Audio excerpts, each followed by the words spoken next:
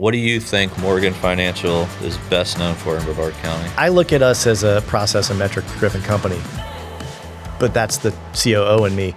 The reality is that we're a 24-year company, veteran-owned, veteran-operated, veteran-focused. So I'd like to think we're best known for VA loans. We can do them faster than just about anybody. We're very consistent with that. We watch out for the veteran's best interest, even if it's not in our best interest. I live by the public's principle. You can call it the long doggers principle, is that if I do a loan for you, Morgan Financial I represent, I don't want to have to hide from you when I see you at long doggers or Publix, because I'm going to see you. Yeah. Not because I'm worried about what you're going to say, because we want to do the right thing when no one's looking. So I like to think we're known for our professionalism, our VA loans, and our integrity.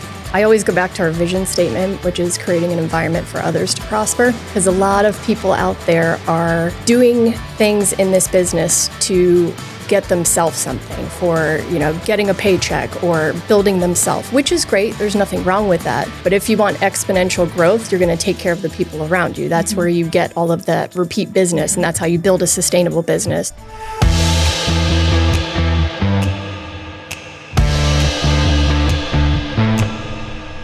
Welcome to the Studio 321 podcast, powered by Brightway, the Steve Trout Agency.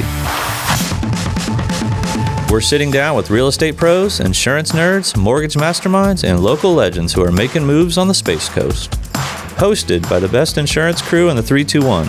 At Studio 321, it's all about community, real connections, and sharing a few laughs along the way. Strap in. Let's launch into today's episode. Welcome back to Studio 321, powered by Brightway Insurance, the Steve Trout Agency. Today, Angela and I are joined by two guests from Morgan Financial, a mortgage lender that served Brevard County for 24 years. First up, Lindsay Schellhorn, Business Development Team Lead at Morgan Financial. Lindsay's spent the last 7 years there, but she's actually got 21 years in sales and marketing, including 9 as a small business owner, before she made the jump into mortgages. Today, she leads business development, relationship marketing, and strategic partnerships for the company, and she's heavily involved in the local business community, including Women Who Build. She's also a wife, a mom, and a huge autism advocate. Joining her is Joe Harris, Chief Operating Officer of Morgan Financial. Joe's been in the mortgage business for more than 20 years, and this August, he'll hit 18 years at Morgan Financial. He joined as a loan officer back in 2008 when the company had 3 employees, and he's helped grow it at their highest point to 48 team members. These days, Joe oversees sales, marketing, operations, and technology for the company, and under his watch, Morgan Financial now averages 8.54 days from signed application. That's freaking amazing. With almost 79% of loans approved within 10 days, Joe and his wife, Robin, have raised their 4 kids right here in Brevard County. He served on several local boards, including as Commodore of the Egali Yacht Club. Nice. Lindsay and Joe, welcome to the show. Thanks for having us. When you got 2 guests, it's a long intro. Yeah. It's fun, though. That was fun. Yeah. And you do a lot here. I didn't realize that. I know you guys are like a power duo for sure. So before we started recording, we were talking about podcasting and stuff like that, and I know that I like I said, I had always kind of looked up to you guys when I was starting this because I was seeing Joe's videos and your videos and stuff, and I was like, man, we could do this. Like, come on, you know what I mean? But I always looked up to you guys as kind of like you were kind of first of the game, I felt like, in Brevard, at least that I noticed. Yeah. Well, yeah, but I got some catching up to do. Your technology in the studio looks great here. So I think it started a long time ago, though. It was Joe Knows Mortgages back in the day, I believe. You used to do a lot of like the talking head videos and stuff, and you kind of got into the social media content. Was that comfortable for you in the beginning, or is it something that you had to? It's one of those things you did out of necessity. You think that, oh, look, everyone else is doing this, or this is what they say to do to be relevant. But, we'll get into it. But content is probably the most important thing a founder or a business owner, runner can do right now. Mm-hmm. Yeah. Mm-hmm. So, Lindsay, you spent 21 years in sales and marketing, including running your own business before ever getting into the mortgages. Yeah. What made you take the leap into this industry? It's funny that you asked that because I get asked that often. I've been in sales and marketing since right out of college. I worked for Sundry Country Club as the membership and marketing director there. I accidentally got that job, but it turned out very well. And then I worked for a big company called Paychex, outsourced payroll and HR. That was my first introduction to hardcore business-to-business sales, cold calling, knocking on doors. And Oof, that's tough. you only get paid when a deal closes. So that was kind of my first step into it. And from there, I started a business because I thought, why not when you're young, not married, no kids? Did that for about 9 years. Life took a different direction, and I sold the business. And I did not know a thing about mortgages at the time. I just knew the type of people that I wanted to surround myself with. And Joe and I actually used to be in a leads group a long time ago when I was working with Paychex. I said, I remember that guy that wears jackets and good ties all the time. Yeah, every day. Let me reach out to him. Oh, So I very sent him a nice. message and asked if we could grab lunch one day. And he said, well, I'll never forget in our interview process, our operations manager says, well, what do you know about mortgages? I said, I have one. And yeah, I still got hired. But from there, I kind of dove headfirst into mortgages. Again, I didn't know much about it and I wasn't passionate about it. I was just passionate about people. And I knew how to grow business and I knew how to connect with people. I just needed to connect myself with the right kind of people. Yeah. And since then, I got my NMLS license, dove headfirst into learning everything about mortgages and construction and Wow. Brevard business. So that's kind of full circle how it came about. That's That's impressive. awesome. Yeah. But too, like from a marketing perspective, it's almost like you don't have to know the product as good, right? Like it's really just about like connecting with people. You and can being learn good- product. Correct. You can learn product pretty quickly and easy, at least enough to fake it, right? Like, like you don't have to be a loan officer to go market, right? Like you can, having those marketing skills is really just about connecting with people, I think, more so than anything. Because at the end of the day, nobody's really looking for you to come in and talk mortgages with them. No. They're looking for you to come in and talk about their kids and their lives and, how you can help each other. You know what I mean? Like it's I think that's the cool thing about marketing. And I think that's the big thing. Like people get so worried. They're like, that they might get asked a question they don't know an answer to, right? But like for you, like you probably had the confidence to know you have a team behind you, and if you don't know the answer, you're going to find out. That's it. You And that's know? why we got licensed. All of Yeah. our marketing team, our business development team had to be licensed because if we're going out and connecting with people and they ask business related questions, Yeah. you need to be knowledgeable. Yeah. But you hit the nail on the head when you said most people don't want to talk about mortgages. So you connect with them first. Correct. And then what's important to them, most of the time, they're small business owners as real estate agents and insurance agents. So they say, you eventually, as long as you care about them, you'll say, so how's business? And they say, I'm struggling with this or I'm struggling with that. You can say, hey, have you thought about this? Yeah. It's about the relationships for sure. Yeah. Yeah, I mean, she is licensed, but if there's an issue with a loan or a loan-related question, it just goes right to the loan officer anyway. Yeah, So yeah. It's very easy for her. Yeah, you do not want me structuring loans. I'm going to call Mary. I'm going to call Shannon. I'm going to call my loan officers at the office. They are the ones. I'm a big golfer, so I always say it's my job to grab the ball, to put it on the tee, and to hand the loan officer a 9-iron or a 7-iron. From then on, that's the relationship. Oh, I like that. Okay. Just meeting people. When you guys sit down and you're talking about marketing strategy and what your plan is for the year and stuff, like what are your goals, I guess, from a marketing perspective, or what do you think is most important for you guys right now? I mean, for us, we've got the inside and the outside. So marketing is not just one blanket topic. It's two things. There's inside and outside. It's kind of boots on the grounds and relationship building. But there's also what I have to divert everything to Joe for, which is the technical side of it, the content, the automations, the processes and the systems. And you're only as good as the conversation and the follow-up that you have. So you can market to people all day, So boots on the true. ground, but if you're Right. not following up on the back Yep. end, Well, I look at marketing. My dad told me a long time ago, if your company isn't doing well, you either have a marketing problem or a product problem. Yeah. We don't have a product problem. We put together loans better. I mean, the customers love us. Over 400 5-star Google reviews. I mean, we're enjoyable, go, yeah. right? But if you don't have every client you want, it's because you have a marketing problem. Now, I used to look at sales as more important than marketing, but they go hand in hand. Yeah. A good sales team benefits from marketing. Yeah. But with a really good marketing team, sales gets super easy. Yeah. And so if the marketing is really doing their job, it sets it up for sales to knock it down. Yeah. But so marketing is really the emphasis. Good marketing, make sure people are aware of your brand. Yeah, I have to agree with that for sure. And then helpful. you make sure that the customer is taken care of time and time again. Then it starts to roll. Oh, Yeah, and as you grow and scale too, it's like your salespeople are stuck in their chairs, and then your marketing kind of stops, right? And so you got to kind of compartmentalize that a little bit, and have a marketing person who is assisting the salespeople in their marketing efforts, right? And I'm sure that's probably how you're. Well, if your salespeople are stuck in their chair, you need more salespeople. Yeah. They need to be stuck in their chair, but you never stop the marketing, because you stop that marketing, you're not going to field those efforts for 6 to 9 months. And I then can't be it's- stuck in a chair all day. I mean, I like to say I like being out. I always say we're not really in the insurance business; we're in the relationship business. Absolutely. We're in the lead gen business. It's like what I wake up every day thinking about is lead generation and how we're gonna get the phone to ring more, right? Because everything else kind of falls in place once that phone starts ringing. As long as you got a process that handles it when it comes in, then you're right. Oh, yeah. Then you just grow it. The process is Scale so it. important too, for sure. So, Joe, may I take us back? So, from my prep notes, you were in futures trading, high-end commercial carpet sales in LA. That sounds like fun.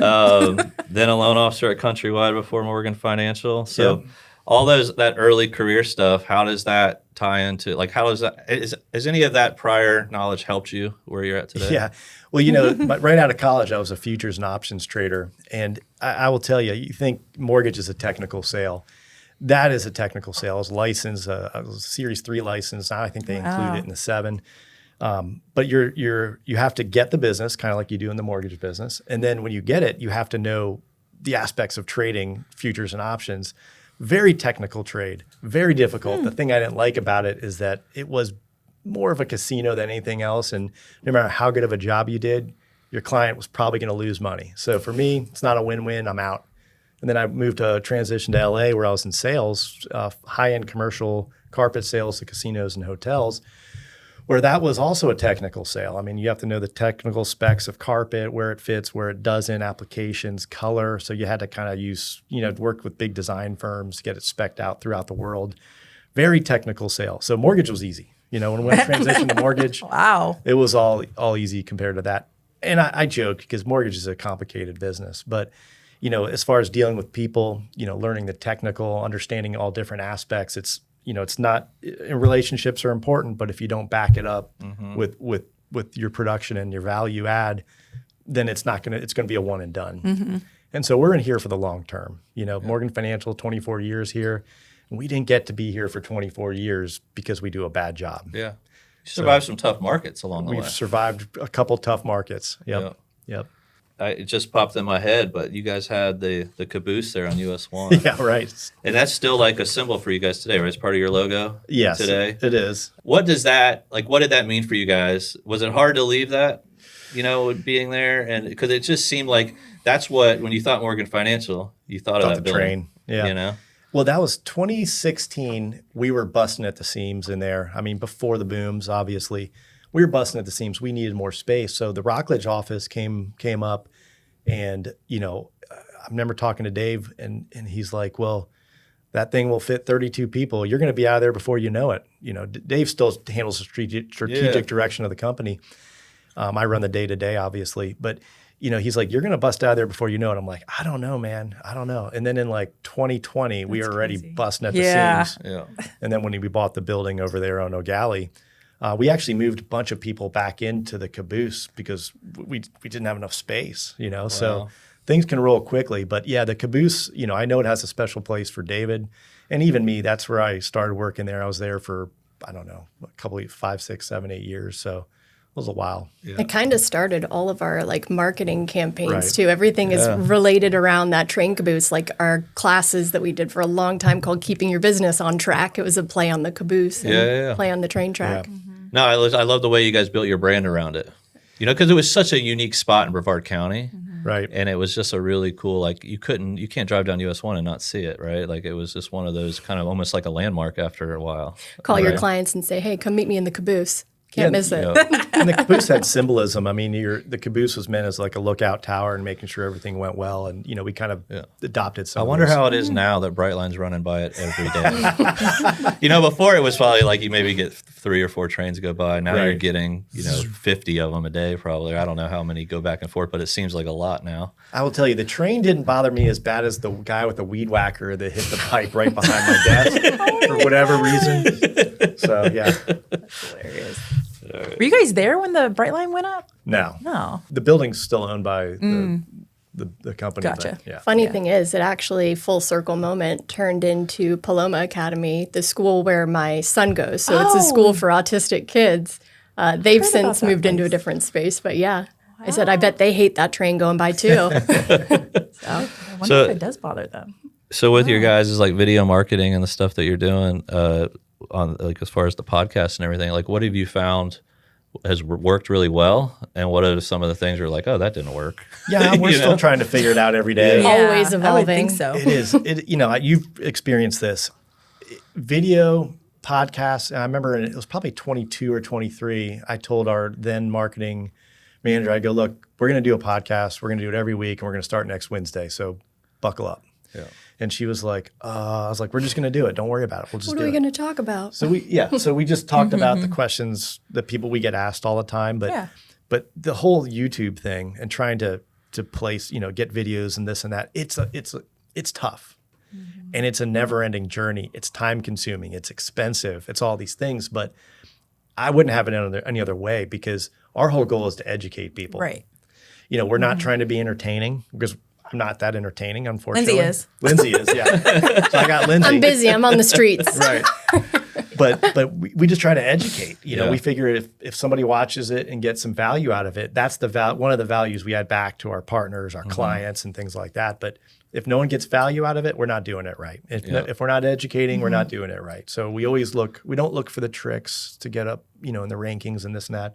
We just look for better content to educate people. I think one thing that Joe does a very good job on is continually making sure that it is educational. I think people get sucked into doing content and they immediately go for, okay, what's latest and loudest?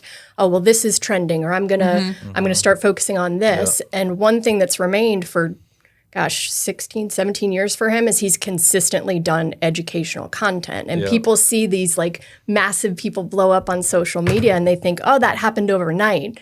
No, that's 10 years of a comedian telling jokes on video. Yeah. You just happen to see it overnight. Correct. So, Yeah. I mean, it's for those looking to do it, it's tough. So that's what I was going to say. Like I was like the guy watching going, oh, that looks easy.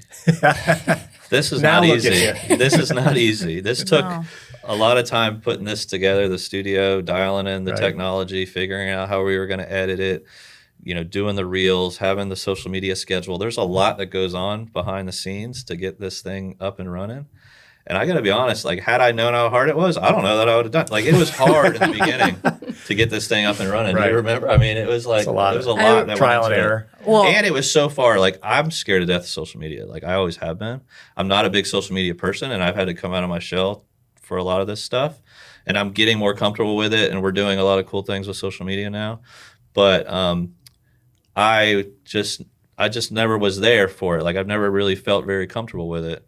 My wife always did, and so she kind of helped me with some of that. But like this, I think in the beginning for us, it was just like we were so nervous doing it.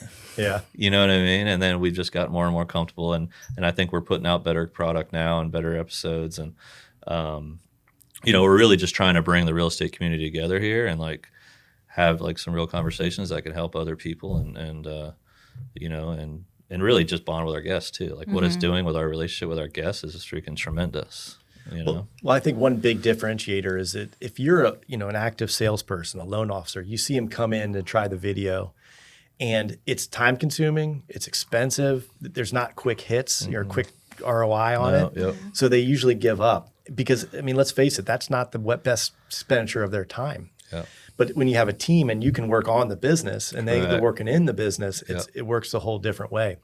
But, if you're doing this, you're not doing this, whatever that may be. Yep. And this is a perfect example. But I believe the value add to your database, your customers, your clients, your partners, is big. No, absolutely. And so it's definitely helped our business a lot. Like, again, like you said, there's no, like, you almost can't even quantify what it's done for it.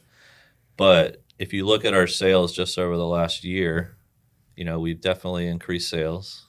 You know what I mean? And I can't walk around town without somebody bringing it up in a positive way. Oh my gosh. You know what I mean? know. And so, like, I know people are seeing it. It's keeping us top of mind. Right. And we just want to be the authority in the space. I think people also see it, and if they watch over time, they build trust with you Correct. without ever even having to actually be kneecap to kneecap Great with point. you. Yep. They And see it and they go, I remember that. I got value out of that. And trust that when I person. think Yeah, Morgan very Financial, like, I think a really professional establishment with great values. You know what I mean? And all that is because of what you guys put out. Like, you guys are very strategic in what you put out into the public. And I've noticed that over the years, like, watching from afar, I've always looked up to you guys as a company that is very careful with their image, very careful with what they put out and what they do. And I think it creates this, everyone else is looking up to you guys as the professionals in the space. You know what I mean? Right. Like, Well, thank you. That's the goal. Is you don't want to ever put out something that's not with the culture of the company. correct. And that's really important to us. Yeah. I think this is a small town. You also have a responsibility to lead if you're doing that. So if the content that you're putting out is misleading or baiting or trying to get other people to follow what you're doing, and it's not what they should be doing. I mean, you're in a position of leadership when you sit down and you broadcast yourself and your Very company. And as a business owner myself, one of the things I've always thought was cool about you guys, like, you just find some really talented people, that have come through your guys' company over the years. Did you hear that, Joe? And done, So talented. you know what I mean? Like, Present company. yeah. No, but I mean, like, what you guys have built, you should be really proud of. I mean, Thank you. It's pretty awesome to see. Well, the talent we look for is not necessarily they know how to do loans real well. We just look for someone that fits the culture of the company. Yes. That's teachable, that has a thirst for knowledge, and is willing to follow an established process and make improvements along the way. Oh yeah. Because at the end of the day, Morgan Financial is only as good as our weakest link. And so you have to bring everybody up, and it has to be a group effort. Yeah. It can't, our competition is never inside our building.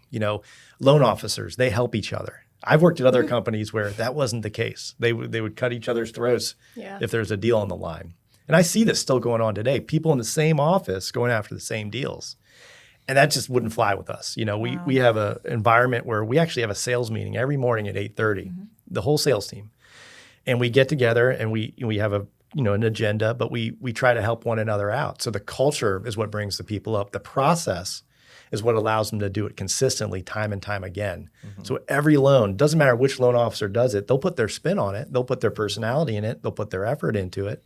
But at the end of the day, it's still going to be done this way because that's that consistency. If you think about McDonald's, it's not the best hamburger in town, right? It's not the best hamburger in town, but when you go to McDonald's, you know exactly what you're going to get, hopefully. I mean, maybe it might be kangaroo. I don't know. But remember the 80s. But I mean, it's but that's the whole thing is that consistent. Yeah, they're so consistent. And it Right. almost doesn't matter what McDonald's you go to. They figured out how to scale that across their company. And the coolest thing that McDonald's figured out, and you can substitute that for Chick-fil-A, Chick-fil-A personal does a great preference, job, yep. is they But have there's a companies in that process. space that don't do that good job. There's companies in that space that don't do that. Yeah. But the fact that if someone is the chef at McDonald's and they quit or get fired, within 5 minutes, the next person can make that hamburger to that same consistency. Now, we're not quite at 5 minutes yet, but that's the goal. We're is at that 8 days and Yeah. Yeah, that's phenomenal. I mean, I was in the mortgage business before I was in the insurance business, and I mean, 8-day closing. I mean, that's phenomenal stuff. Yeah, well, that's the sign loan app to underwriter Approval, approved. yeah. And that's appraisal, title, everything. So Yeah. we lean on our partners to help us out with that. But most of the time, 79% of the time, it works every time. So one of the questions I like to ask our guests, especially the ones that have done some business with us, like how is it important, like the insurance piece of your guys' puzzle, how important is that to your process, and like having a strategic partner like Brightway or another agency, how does that help you guys in that process, and how important is that to you? It's more important than people think. Yeah. That insurance piece, I will tell you, it's insurance. If they go to the wrong insurance company, I'm not going to mention any names, and it's an afterthought. The insurance company lags on getting us paperwork. It actually affects our approvals. So we like that 8-day approval, right? We want to keep it under 10, but we can't get that without proper insurance. So then up front, we tell the clients, insurance is not an afterthought. This is something you need to look at up front because it could make or break your deal in many situations these days. There you go. And so, and then what I dislike more is insurance companies that give the client false hope and give them the lowest possible instead of giving them a realistic look at, hey, this is what it looks like. This is worst case, best case. Let's get that 4-point. Let's give you a real number, and then lock them down so then the rates don't raise on them because we've seen that too.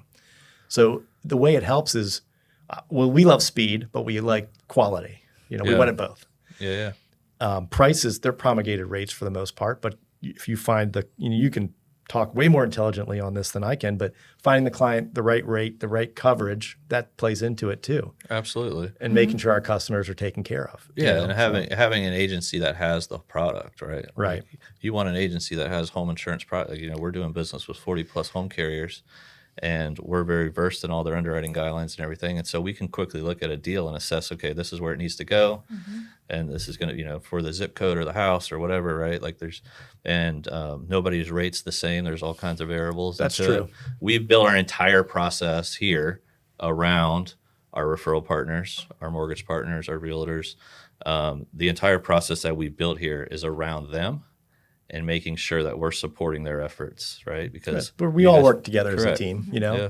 And we every once in a while we get an insurance company that doesn't want to play on the team. Yeah, absolutely. And you're like, this is just hurting the customer experience. Oh, yeah. Because at the end of the day, it's not about any of us. It's about making that customer have the best possible experience.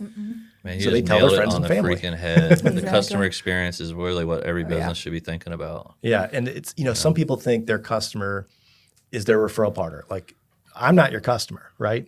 Yeah, I'm a customer, but I'm not the customer. Because if you make the customer happy, I can't be mad at you. Right. If you make the customer happy, the realtor can't be mad at you. That they referred you, let's say. Your goal is to make them happy, the customer, and then everyone else is happy. Yeah. And they refer everyone business.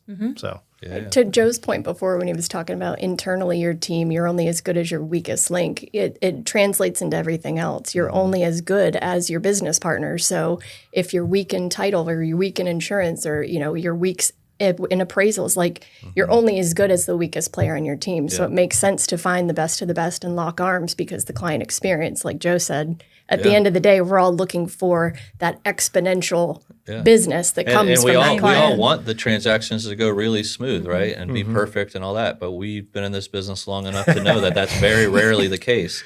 And so it takes people around you that are knowledgeable in their space that can pivot and go, okay, this is an issue, but we can solve it. Here's the resolution, And how do you act when it goes sideways? Are you going to throw your teammate under the bus or are you going to support? Correct. Yeah. And even in situations, I've seen agents not refer a lender, or an insurance company, and something goes wrong with insurance or lending, and the client still blames the agent for some whatever reason.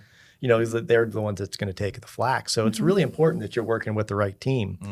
Because, on the insurance piece, that insurance right now in Florida, I think it's getting a little better, but it's getting a lot better. It's a way better market than it was, but rates are still up. They're not coming down. Inflation's really kept rates up. Yep. And the carriers are still licking their wounds, from before. But I will say, like, they're going to see some rate decrease over the next couple of years, a little bit. Again, inflation's been a big challenge because your average claim is like double what it was 3 or 4 years ago.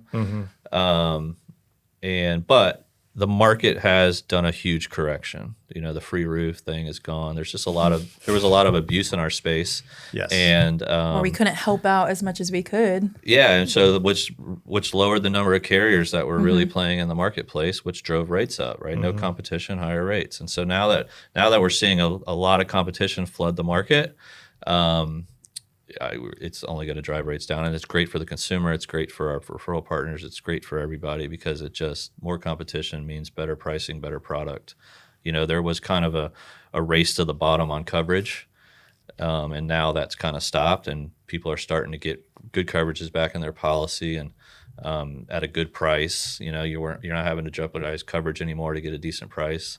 There's just a lot of great product in the market, and we're able to say yes to a lot more customers than we were. Do you suggest that people that have an existing policy shop their policy now if they got in the last couple of years? Yeah, I mean, Yeah, it's always a definitely. good time to take a look at it, right? And it's, again, like working with an agency that has more product than just a couple carriers, you know? So there's a lot of captives out there that just don't have as much product. And in my opinion, you definitely want to work with an independent agent. And there could have been like even situations to where that's what they had at that moment, that's what that's all they could do, the agent could do for them. And then they did so many, upgrades or whatnot to the home and, didn't realize that can be a huge difference to another carrier.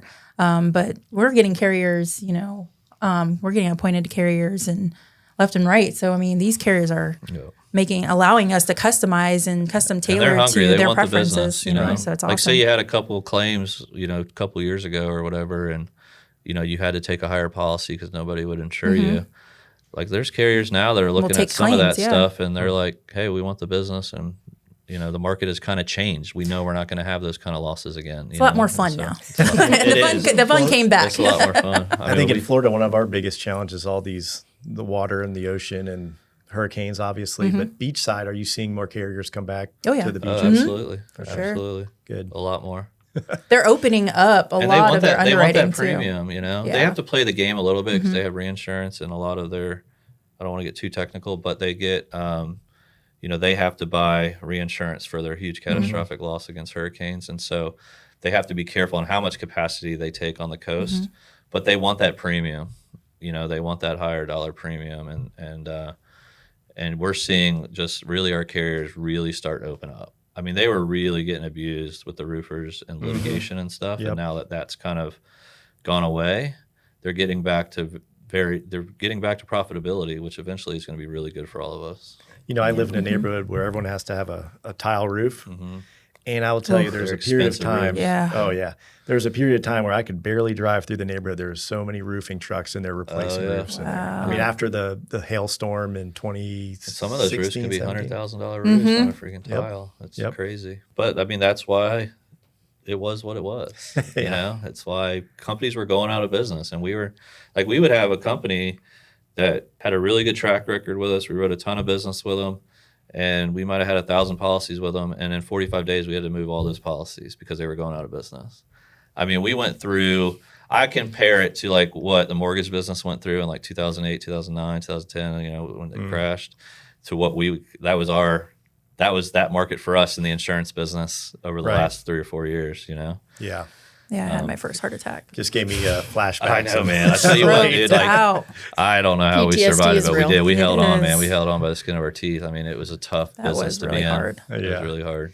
I will tell you, though, I moved to Brevard in 2006. And I got into the business. I felt like I got to the party at like 1:59. Got to the bar at 1:59 right before closing. Yeah. I got there. I was all this energy, and everyone else was like, It started to really Ready to flounder go in home. 2007. flounder. So I feel like that was a good time to get in the market. I mean, luckily I was young and had the ability to sustain through it. But I look at that in the last couple of years. 2020 was, if you walked down the street and you were a loan officer, you got hit by like 10 loans in the face. 2023, that went away. And then you had to work for it. You had to, make sure you were contacting your database, following up. You had to polish up your sales skills. And that's why I'm bringing back that 8:30 a.m. meeting. That's what that was all about, is bringing back the fundamentals. And so just like in 2008 flushed out a lot of, not as scrupulous, not as good loan officers, some of them some good ones got flushed too. But then in 2022, we kind of started to purge the system a little bit, and there's a lot of good loan officers out there now. Yeah. I will say, like, it made us a better company going through it. It really made us tighten up our processes. It really made us focus on the customer experience and improving that. Like, you had to really sharpen your pencil. You had to, you know what I mean? Like, it was tough. It was a really tough market, but at the end of the day, I'd never want to go through that again. But it made us a way better company. Growth hurts. I would reiterate that same comment. It was definitely tough, but going back to the foundations and building back even stronger. We probably touched on this a little bit, but what do you think Morgan Financial is best known for in Brevard County? I'll give you the my answer, but she'll give you the I'm truth. always the warm fuzzy piece of it, but accuracy. I look at us as a process and metric driven company, but that's the COO in me. The reality is that we're a 24-year company, veteran owned, veteran operated, veteran focused. So I'd like to think we're best known for VA loans. And that is our specialty. We can do them faster than I shouldn't say anyone. We can do them faster than just about anybody. We're very consistent with that. We watch out for the debtor's best interest, even if it's not in our best interest. I live by the public's principle. You can call it the long doggers principle, is that if I do a loan for you, Morgan Financial I represent, I don't want to have to hide from you when I see you at long doggers or Publix, because I'm going to see you. Yeah. And I've always lived that way, not because I'm worried about what you're going to say, because we want to do the right thing when no one's looking. So I like to think we're known for our professionalism, our VA loans, and our integrity. And I'll let you answer that as well. I couldn't agree more. I always go back to our vision statement, which is creating an environment for others to prosper, because a lot of people out there are doing things in this business to get themselves something for, getting a paycheck or building themselves, which is great. There's nothing wrong with that. But if you want exponential growth, you're going to take care of the people around you. That's where you get all of that repeat business, and that's how you build a sustainable business. So I think personally that we're known for creating an environment for others to prosper. If we're creating educational content, if we're doing classes, if we're doing broker agnostic events and bringing the community into our office to learn, to elevate, to grow, ultimately all ships rise with the tide. So I would hope that that's the reputation. I say that every other podcast, and I Do you? butcher it. I get it wrong every time when somebody's. You can get a good look at a T-bone. Exactly. The way you just said it was perfect. No, she's fantastic. I'll double down on what she's saying. That our vision statement, create an environment for others to prosper. David Morgan is behind the scenes. You're not going to see him very often. He's not in the office all the time, but he's a dynamic individual, and he gave me strategic direction. He didn't tell me how to do it. He'll give me, if I ask him, he'll tell me.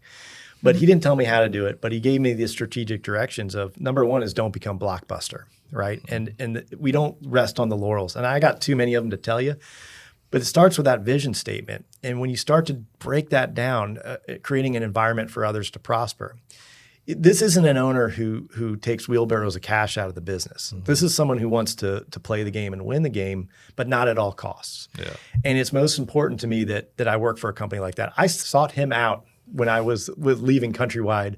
I wouldn't say I was jumping ship, but back in 2008-ish when there's some writing on the wall, I sought him out because of competing against him time and time again. He'll say that he won. I'll tell you that I won. The truth lies somewhere in the middle, but it was always good competition. Yeah. And going back to that vision statement, I've seen him make decisions time and time again where he could have made it in the favor of himself, and he always made it in favor of the person on the other side. Yeah. If it was the fair and right thing to do. Yeah. Right. So that vision statement isn't just lip service. It's actually how we operate the company. And so the client benefits. The client, that's others. The employees are others. Our referral partners. Right down the line, everyone's an other. And if you treat others with that kind of respect, without ever thought of it coming back, it eventually does anyway. Right. And it's funny what your business will do when you take care of your employees, you take care of your customers, you take care of your partners, right? Right. Everything else falls into place. Sure. And that's what we try to do here too. We certainly could have made more money along the way, but it wouldn't have been. I like to sleep at night, and I already roll around enough. My wife does not like that. So it's really, I can sleep pretty well at night, which is nice. I might say something that might get me in trouble later, but I'm going to go with it. Yeah, I know. Sorry. There was a time when, Joe had mentioned business was rolling in, and I will never forget my boss at the time came in and said, "Hey, we have to slow down the marketing efforts." I was like, "What are you talking about? This is my only job. What am I supposed to do? Sit here?" And she says, "If it's going to mess up the customer service and the experience that the clients get, it's not worth it. So don't go out and try and take on more business when we're busy giving good customer experience on the back end." So anybody at that time could have gone out and said, "Oh, more." But if it's going to affect the experience of the client, don't do it. And if it's not, agree more with if it's not in their best interest, don't do it. Yeah. You go to a restaurant sometimes and you see these open tables and you're thinking, why don't they just, and they're telling you there's a wait. And you're just like, oh God, that's my husband. Why there's open tables there? Why don't they just sit us there? Well, they're smart enough to know that if they seat you, you're going to get bad service and not come back. Exactly. I'd rather not seat the people. or turn them away than give them bad service. Correct. Yeah. Great point. Yeah.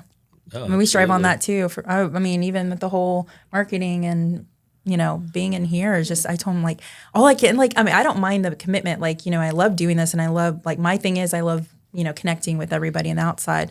The thing is, like, my customers are everything to me. You know what I mean? I've been here for almost 9 years now, and I've built a huge clientele where they're referring customers and like, oh, she's great. Now I gotta set the bar even higher. It's your reputation that you want. So I'm in here thinking like, oh my God, I gotta call her back. I gotta do this. I gotta do that. I gotta do like, you know what I mean? Like it's. I mean, you always think about those customers, and honestly, some people. I mean, I'll say I have no boundaries, but I'm okay with that. Because I love what I do. And, as long as my customers are happy, like that's all that matters. And capacity is a real thing. When you get to a certain capacity where you feel like your cup's overflowing, you'll bring on new people. You'll hire an assistant. You'll bring on someone to help you. But and I feel like you only have so much capacity. And he has been such a great leader and, someone that has catered to us in this business. And that has made us, every single year I'm growing and growing. And that's just because of him, being able to pour into me. Who you align yourself with matters.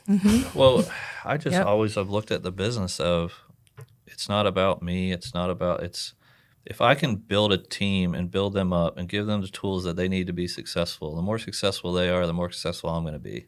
The more successful my agents are, the more successful the business is. And so I've always like put them first in every decision I've made because at the end of the day, like this business is nothing without them. Right. And so we really try to create an environment and a process where people want to be a part of it. I think about what Lindsay said and the words you said that Lindsay, when we had to make that decision, hey, slow down business. It's not a decision any person makes lightly because you're affecting paychecks, right? So I feel like that was a failure on our part. We could not at that time, we couldn't hire good people and train them up fast enough because I'm not going to accept someone that's not going to do the job in a certain way. Yeah.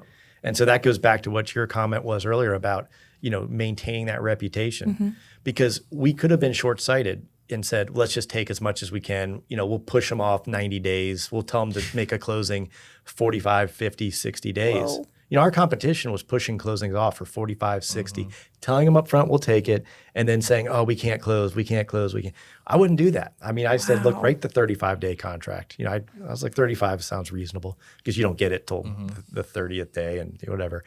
But, so those decisions aren't made lightly, but then that's a failure on me. Everything stops with me, really, and that we weren't able to hire and train. But now, we've been through these gyrations. We have the processes. We have all the metrics that say, I mean, on my management team, we have 187 metrics we look at on a weekly basis. And that's just management. Each team has their own metrics because they'll tell you exactly how you're doing, whether you want to hear it or not, what you need to do, where you need to focus, and where you need to back off. And so like now that we have that, we've been through that experience. So next time that happens, I got a game plan for it. We pull out. Nice. So that's why I say process and metrics are the backbone of the company. Yes, relationships matter. Yes, the sales matters. But at the end of the day, if you're not measuring it and you don't have a process in place to deal with it, it's going to be a challenge. It's going to be a challenge to scale. I honestly love the whole metrics thing. I'm glad that we like really. I'm like a numbers person. So when I see like numbers, I'm so motivated by numbers. You strike me as being someone very competitive. I am so competitive. Me too. So I think for competitive people, having a scorecard, you need to see what the scoreboard says. I think it's hard to have success in this business if you're not competitive. But so many people just want more. Like, I just want to do more. Well, that's great, but how do you know if you're getting more or not? Yeah. It drives me crazy. He's always like, what's more? Quantify more. I'm like, more. I'm like, give me a number, 1 through 10. 10. I'm just more so impressed of like even being on the phone. Like now we have a metrics of like who's on the phone, who picks up the phone and everything like that. So when I see my numbers high on the phone, I'm like, oh, nice. I'm talking to a lot of people. It's not just like a transactional thing. I'm getting to know my customers, in type of situations. You can also marginally adjust stuff. So it's like you may be making 100 phone calls a day, but what's your closing ratio on that? Okay, if you're not even measuring how many phone calls, how do you scale up from there? So if you're like, okay, I make 100 phone calls, 20 of them are, I am brainwashed, but in the best way possible. but then you're like, okay, only 20 people are picking up, and of those 20 people, am I having productive conversations? Okay, what am I going to tweak today that's going to make tomorrow better or next week better? Oh yeah. And then it just becomes routine. It's like muscle memory, and then making 100 calls or 60 phone calls or whatever it's just natural. But, at the end of the day, some people get it and some people don't. Right. We had this metric back in the day. We're like, you need to make 35 outbound, relationship phone calls a day. And we had some people that would call, hang up, call back. I'm like, look, you're a commissioned salesperson. It's only hurting you. It's only hurting you. This is just to help you get to your goal. Aw. But some people get it and some people don't. Yeah. So guys, walk us through. So 8.5 days, from application to loan approval. Walk us through that for somebody listening. Like what's actually going on behind the scenes in those 8.5 days? Well, this is the secret sauce, and I'll give you the recipe. And I've said this out loud for years, and lenders just don't do it. So the first thing, it starts with a good process at the sales side, okay? And obviously, if you get someone pre-approved, you're already half the battle. Yeah. But here's where a lot of people make mistakes, is that loan officers, they do their own pre-approvals at a lot of companies. And so they want to rush through that and give you a piece of paper, the realtor a piece of paper so they can take them shopping. And we say, well, why is the salesperson giving an approval out up front? If you're only as good as your weakest link, why is the salesperson do it? Let's get that to an underwriter. So underwriters do our pre-approvals up front. And it's the same underwriter, and I insist on this, it's the same underwriter that's going to make the final decision. So they've already seen the file by the time they get a contract. So we have it underwritten up front by an actual underwriter that's going to make the contract. Now, might that take a little bit longer up front? It might. But then you're not throwing something at the wall to see if it sticks. It's a solid deal that's been underwritten by the underwriter. And I think we have that reputation in town that if it's a Morgan Financial secured approval, we call it, it's going to close unless there's issues with title appraisal or the borrower goes and buys an RV, which we tell them not to do. Yeah. And then once it gets, so if you're pre-approved the right way, then it gets to contract. Well, we move quickly. So we did a process map of everything back in the day and said, these are all the things that got to be done. And we said, who's going to do them in what order? And if you still have the loan officer involved, you're missing the boat because they shouldn't be involved. It should be the operational team that takes that deal, underwrites it quickly, efficiently with quality, but underwrites it up front again. They don't give it to a processor to collect things, only for the underwriter to give them a whole different list of things. So the underwriter looks at it again up front and says, this is what I need. It goes to the processor. The processor collects those things. It goes back to the underwriter. The underwriter says, that's what I asked for. We're good to go. Yeah. And so the difference is we flipped it. Instead of the underwriter looking at it at the end, they look at it at the beginning. That's good. I love that. I like that too. I love that because, you guys are underwriting in-house, right? In the office right there in Melbourne. Yeah, so which is huge because everybody else, I can't say everybody, but most people are outsourcing all that to a centralized location or whatever. And like you said, it's at the end of the process almost where the underwriter finally gets their hands on it. No, I love that because you're flipping it on its head and it makes a lot of sense. And the fact that you guys have the underwriting in-house does help a lot in that process and allows you guys to do things that are just different from a process standpoint than most. I think it's the accountability piece of it too. A lot of times in other situations, people say, oh, we have in-house underwriting and it's under the umbrella of that company. That person could still be in Orlando working for home. They could be in California, New York. I've seen some overseas. In Dubai. Yeah. But there's zero accountability. So the loan officer's job is to get the deal done. The underwriter's job is to protect the client and make sure that they can repay that, right? Yeah. So it's a conflict of interest most of the time. This one's just trying to get it done, and this one's trying to protect everybody from. I saw a funny, I guess I call them TikTok videos or whatever that where it's the little clip or whatever, and it's the loan officer going, "Yeah, we'll be closed in 5 days," and then the process, it's like, and then it pans to the processor, and she's like, "Oh, this will be like 3 weeks," and then it gets to the underwriter, and he's like, "I don't think it'll ever close." It's so true. Yeah, that's funny. That's the exact thing. It's so true. But going back to I'll bring the vision statement, creating an environment for others to prosper. We don't just look at our timeframes. We look at the contract and say we got to get this done by this date because they have contractual obligations. Where a lot of lenders, they don't care. They're like, well, we're going to get it done at this time. We're not going to look at the appraisal until 5 days before closing, and then you're out of contract. So. It's really important to watch out for the customer. I just envision underwriters being like, I wield so much power. I will stop your contract. I will end your deal. That's how we feel about our underwriters. Yeah. Well, that's the thing. And our underwriters fit our culture. They're trying to figure out ways to make it work, ways to make it work within the guidelines, within the rules and the laws, not ways to kill the deal. Right. They're looking for ways to make it work Very because that's what you have to do. Yeah. And if the underwriter wrote the secured approval and they're sitting kneecap to kneecap with the loan officer on a weekly basis, they're not going to say, oh, sorry, I don't care. I dropped the ball here. They're going to say, oh my gosh, I promised this. I'm going to deliver this. Because they'll have me in their office. Yeah. Well, and I'm sure there is, and they're an underwriter for a reason, right? Like they're supposed to underwrite the risk and make sure that Morgan Financial is taking on a risk that's going to pay back, right? And so there are probably, there's a good reason for them in the process, apparently, and so. Yep. I don't know the logistics. I know enough to be dangerous, but I'm sure that underwriter is supposed to make sure this is a sellable loan. That's it. But here's the bigger thing that a lot of people don't understand is that when we underwrite a loan, we actually underwrite it, we close it with our money, and we sell it off in the secondary market. If that loan goes bad, almost for perpetuity, if there's any kind of fraud, it's a buyback to us. So if it's a $400,000 loan, we have to give them $400,000 and they give us back a note, whether that note's performing or not. Yeah. So the risk we take is astronomically higher than you guys take everyone takes some risk, right. But we take a very high risk on every single loan we wrote. And that's not just us, that's every lender on the planet. It's a lot of money you guys work with. Yeah. We push a lot of money through our lines. Yeah. A lot of money goes. You got a $2,000 policy. I can afford to screw up on that. Well, but there's also, I'm sure there's lawsuit potential everywhere. Oh yeah. But we avoid risk. But we mitigate risk the best we can. Similarity, like too, as and a producer too. When I see somebody and somebody's like, "How can I get this to closing?" I'm contacting my underwriters. I'm like, "Listen, this is what I have. This is what they're planning on doing. What can you do for me?" And majority of the time you're like, okay, we'll exclude water at this point, and then when they do it, then we'll add it back on. But yeah, we can write it. But it's all about like how you can, talk to your underwriters and have that relationship with them and get it done. Yeah, for sure. I love that because everyone always asks us the rate questions. Oh, I'm getting a lower rate over here. And Joe always says it's a function of math. And why is that person getting a lower rate? That it's a lot deeper. It's like an iceberg. They might not be getting a lower rate. It might not be a lower rate. Right. It's just that's what they knew that you were interested in. Right. Yeah. Oh, yeah. I'm always asking, give me that quote that you got from the other agent. I just want to see, I want to see what I'm doing wrong. Majority of the time, they're cutting coverages and all that stuff.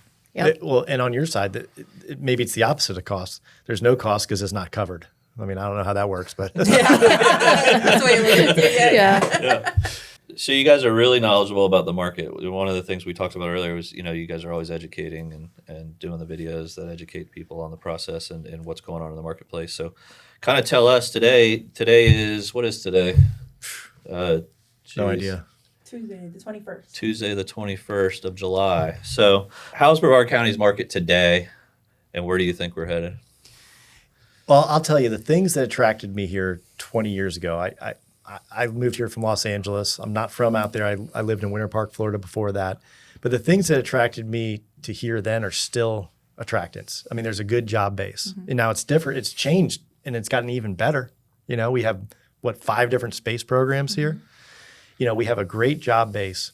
We have beaches. We have rivers. I think it's the most amazing place to live. Now, don't tell everybody that. No, don't. But I like that we're growing. Yeah. And when I moved here, we only had 1 or 2 good restaurants. Now we have several. There's more choice.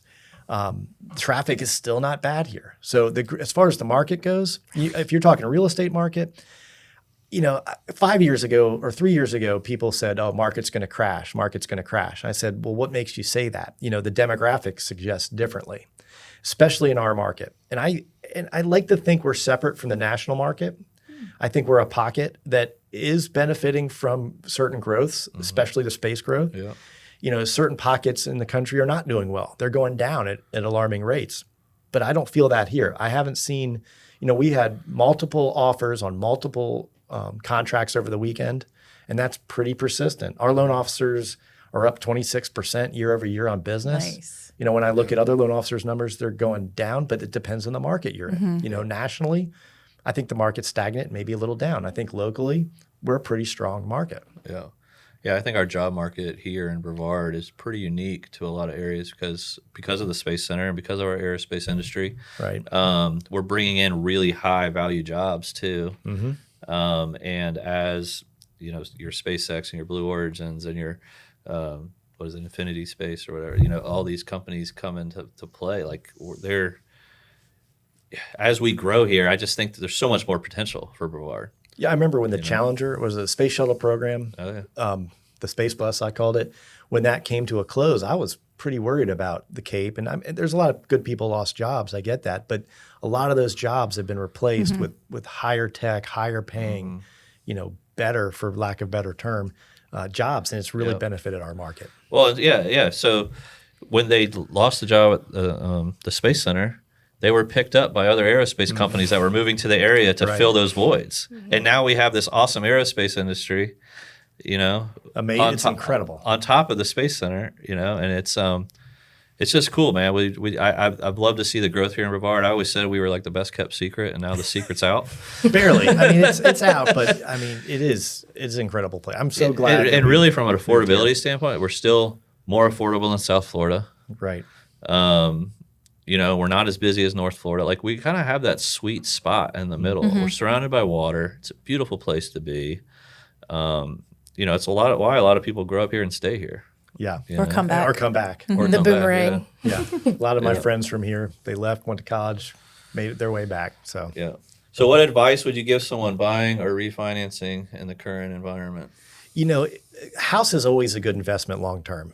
A lot of people miss that. They try to time markets. That's never proven to go well. 'Cause if you can pick what the market's going to do, please let me know. Yeah. That would be very helpful. We've every time we think we know, we're wrong. And so if you look at time, rarely has the value of a home gone down over a significant amount of time. So if you need to buy a house, it's still better than renting, in my opinion. That's my opinion. Rates are historically not that low. Now, it's hard to tell someone that a six point whatever percent interest rate is better than a 3.5% interest rate. But I really don't want to experience the things we had to go through to get a 3.5% interest rate again. I hope we don't ever have to experience that again. So if you need a house, it's always a good time to buy if you're going to be there long term and it makes sense for you and your family. As far as refinancing goes, refinance is always a function of math.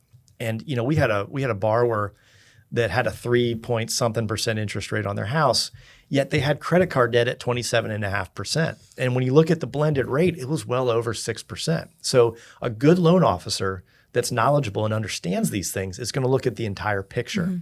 And so even a refinance, if you have a really low rate, can make a lot of sense. You know, better cash flow. Maybe they need cash out for education or a remodel or just to fix to get the insurance back. Right? I had a similar issue, but these things being said, it's a function of math and your needs. And so even right now, we're seeing a lot of cash out refinances of cashing out people at 3%, 3 point whatever, and putting them into 6 point whatever. Putting them in a higher interest rate, but the whole picture made sense because they had a cash crunch. Yeah. You know, they had a need for money out. Maybe they had to make repairs to their house, send their kid to college, like I said. But it made sense. And so that's what a good loan officer is going to do. The biggest mistake a customer can make is go in thinking they know everything about what they're doing. Because we've seen the people, they come in saying, I just want a 30-year fixed rate and I need it at this interest rate. You're like, well, you have all this debt over here. Maybe instead of putting this much down on your purchase, we only put this much down. We pay off this debt, and now your cash flow is greatly improved, and you can pay this loan off faster rate. Yeah, and also when the water heater goes, or the roof needs to be replaced, or the unforeseen happens, you're ready for it. Yeah. No, absolutely. So to wrap that up, it's never a bad time to buy as long as your horizon is longer. You know, and as far as refinancing, make sure it makes financially, because a good salesperson, I shouldn't call them good, a salesperson can manipulate the numbers. You need to look at the break even, like how long is it going to take to break even on this refinance? Right. What's my cash flow look like, and how long am I going to be in that house? I always love to hear Joe when he's having conversations and people say, oh, Joe, you know so much about the market. Is now a good time to buy a house? And he always just goes, do you need a house? If you need a house, then yes, it's a good time to buy a house. Well, I'm a Right? strong advocate of buying house That's to a grow wealth. Number one yeah. question. Yeah. The biggest reason why this country is so wealthy is because of a 30-year fixed rate mortgage. Now, people will argue that with me, but I'll tell you, that's where majority of people's wealth is in their home. And if you don't own a home, how are you growing your wealth? Yeah. You need a place to live. You might as well pay for a place to live that hopefully puts equity into your house.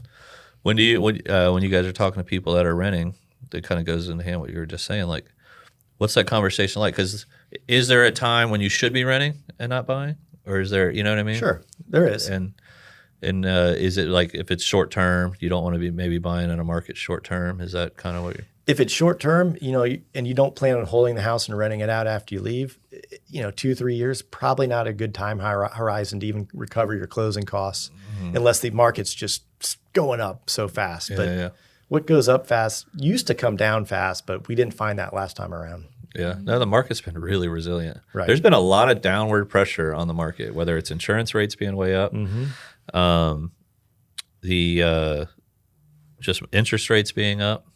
There's just been a lot of things where I've been kind of looking, going, man, we've been resilient as hell. Like, well, it's a demographical issue. Yeah. We had a lot of people that needed homes, and there wasn't enough homes. It's a supply and demand. If the supply is low, the demand is constant, price is going to go up or stay constant at worst. Yeah, because like you were saying, like there's no crystal ball that's going to tell you what the future is. And my prediction was that we were going to see a huge slowdown. Like I just thought it was coming, and it's really been the opposite for us. Our business has been booming over the last couple of years. When I thought things were really going to get tough, I mean, don't get me wrong. I think the volume is down year over year. We've been able to figure out how to pick up more market share during that time frame. But this real estate market here in Brevard has been really resilient. It's definitely a lesson in some kind of economics. No, for sure. All right, so being on Brevard for as long as you guys have, where do you, maybe we'll have a couple different categories here, but what's your favorite restaurant? Date let you night. start. We'll gotta start write with this date down. night. Where are you guys going on date night? Date night. I don't have many date nights. My date nights are at a golf course. But restaurants, my favorite go-to is Hole in the Wall, but it's called Peace in the Garden. Oh yeah, that one over there. I love it. Where do you live? I live in Rockledge. Okay. What? Yeah. Right down the Okay. street, girl. Okay, well, nice to know. Yeah, I live in it's- Rockledge too. Now we Good love Peace in the food. Garden. We get it a lot here. Yeah, at we the do office. get lunch there. It's just fresh food. Yes. Yeah. Love it. Yeah, that's date night with 4 kids. I mean, my wife and I didn't really have a lot of date nights until the last couple of years. Yeah. So I know how that's like. We're not drinkers. We don't drink, but we go to Haru Happy Hour a lot. Haru's a little Japanese sushi bar beachside. I love Drifters in Indian Harbor Beach. Drifters is a small, but man, their food is phenomenal. Drifters. Got it. Drifters Yeah, is that good. place is phenomenal. It's family run. It's very small. They lived in Costa Rica on a boat. I think they have a restaurant there, restaurant here. Very good. One of the best. Wow. And then for fine dining, also that Coco in Cocoa Beach. Dude, Yeah, they it come is. up every podcast. Yeah, That place is good. so good. I haven't been there yet. So good. My I wife love and have I to went there go. for Yeah. just dessert the other day. Like we just had dessert there. Yeah. After eating somewhere else in Cocoa Oh, Beach. you just had dessert. Oh, that's a good But idea. we love to eat there as well. Don't get me Yeah, wrong. yeah. And then I have like a picky husband, so I can't do date night there. on the casual side, Long Doggers is still just Staple. Yeah. staple. Good. You Love know, long doggers. when I go out with the guys, it's Long Doggers or Charlie and Jake's beachside. Obviously, O'Galley Yacht Club for me. I spend many meals there with my family, but those are my staples. So at Morgan Financial, when it's lunchtime and we're buying lunch for the whole office, where are you guys going? What are you grabbing? Well, hopefully Kreiderman's is going to be open next Hopefully to us one day. because That's we right used there, to, right? we used Did to you say still travel. Yeah, we used to still travel. It didn't matter if we were in the caboose, if we were in Vieira, if we were up in O'Galley. Everyone used to drive to Kreiderman's. Kreiderman's fantastic. So you think they'll when I open? travel and stuff, I'm so. I'm passionate about barbecue. I Been love trying to barbecue. open for a while. Me too. I won a couple small town contests. You know what I mean? Like I like barbecue. It resets me over the weekend. We have a lot in common then. Yeah. And so when I travel, I like to find the local barbecue joint or try the local barbecue. And I will tell you, I've had some really good barbecue across the country, but I always kind of come back to Kreiderman's is just as good. Like it's fantastic Kreiderman's is fantastic barbecue. And you don't have to wait 3 hours in line for it like some places in Austin or correct. Yeah, we drove 3 hours from Dallas to go get barbecue and stayed in line for 3 hours. So I have a very embarrassing but funny Kreiderman story. So doing what I do, business development, I'm out meeting real estate agents all the time. Well, I had an appointment with a Sarah, I think her name was, and I was meeting her at River Road Popsicles. So I go in, there's only one person sitting there. I sit down next to her on the couch. I'm like, hey, Sarah, so good to see you, yada, yada. We start talking, and I'm like, so how long, mind you, I talk a lot. So it's like 10 minutes into the conversation. I'm like, so how did you get into real estate? And she goes, I'm not in real estate. I own Kreiderman's next door. I'm like, oh, I know what place you're talking about. Okay. Oh, it was mortifying. I was like, it's very nice to meet you. I'm going to go. She was so sweet. She talked to me for 10 minutes, and I thought we were having an appointment. No sudden movements. She's like, get the crazy lady away from me. Where do you guys think the best spot to watch a rocket launch is? Ooh, you got it. Yours trumps all stories. I had an experience recently, towards the beginning of the year. I watched one from a helicopter on NASA property at like a couple hundred feet. Wow. And I have a video of this to prove it. And it was and we had I don't know if the FCC's or whatever, not the FCC, whatever the airplane authority is. FAA's listen, but we were sitting out the door. We were strapped in, but we were sitting out the door watching this thing go off. And it was like a mile and a half away. That's amazing. So that was my absolute best. Other than that, I would say realistically, for the rest of us. You know, I remember my first shuttle launch. I still get giddy when I even hear it. I'm like, oh my gosh, there's a launch going off. I can feel it rattle. I'll go out and look. I'll see the trail at that point. Yeah. But, you know, I think that's one of the coolest things about the Space Coast. I went to college in Orlando, and we would see launches back in the 90s. That's how old I am. But the launches, the old shuttle, we could see them from Orlando. And I remember one time I was out surfing at 8th Street in Cocoa Beach. I had no idea launch was going off. I was in college. And everyone was, you know, the beach was crowded, and I look up and the shuttle was going up. That was one of the coolest moments. Yeah. Next to the helicopter, being out surfing in hurricane swell in August, that was really cool. Yeah. Very nice. When you see a night launch on the beach, it's pretty incredible. Pretty cool. Mm-hmm. Yeah. Lights up the water. It's pretty awesome. Hashtag Space Coast. There you go. There you go. What is your guys' favorite thing about living and working in Brevard County? Favorite thing about living and working here?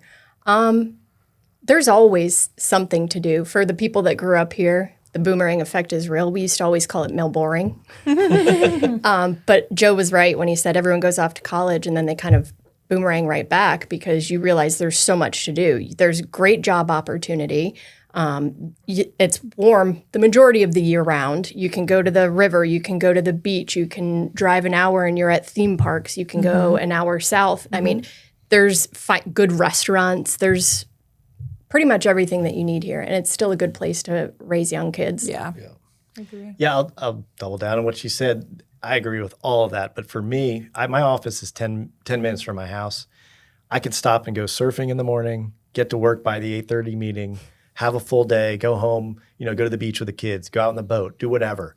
And it still has that small town feel, even though we've grown up. It's still, and you go to, like when I go to those places I mentioned, whether it's Charlie and Jake's or Long Doggers, you always see people. You're always seeing people, yeah. And I like that. I like being in a town. And then it does hold people accountable. It's a real community. It's a community. For sure. Yeah. Like, I live in Merritt Island, and there is something special about the island.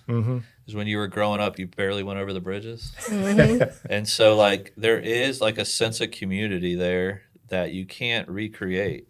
Like, kids that graduate high school from there, they just have a different bond, I feel like, than some other places. Because, like, I've had friends, where they're talking to others, or, we all keep in touch and we're still friends and stuff. And we'll have other people kind of come into our friends group, and they're like, dude, you guys have like this crazy bond, like from high school. Yeah. You know what I mean? And it's like, you're like actually kindergarten. Yeah. And it is special. There is a special thing about the island that keeps us there. But I think there's those pockets all over, and the communities here really have each other's back, and everybody looks out for everybody. And it's a special place. Yeah, very true. I'm always jealous of my kids that they got to grow up here. I grew up in the Maryland, D.C. area, and it wasn't the same. I mean, it was a big city. Yeah. But here, my kids, they're friends with all the kids at the different schools. And I'm like, when you saw a kid at a different school, you were worried that there was something was going to go down where I grew up. But here it's like they know each other. Oh, yeah. It's all, beachside, they know everyone there. There's some competition, but it's friendly. Yeah, right. But yeah, this is such a great place to live. Yeah, and here on the Space Coast, your kids can still play outside, right? Yeah. I feel like a lot of my friends in different parts of the country are like, oh, we don't have our kids just go off by themselves. You still can do that here.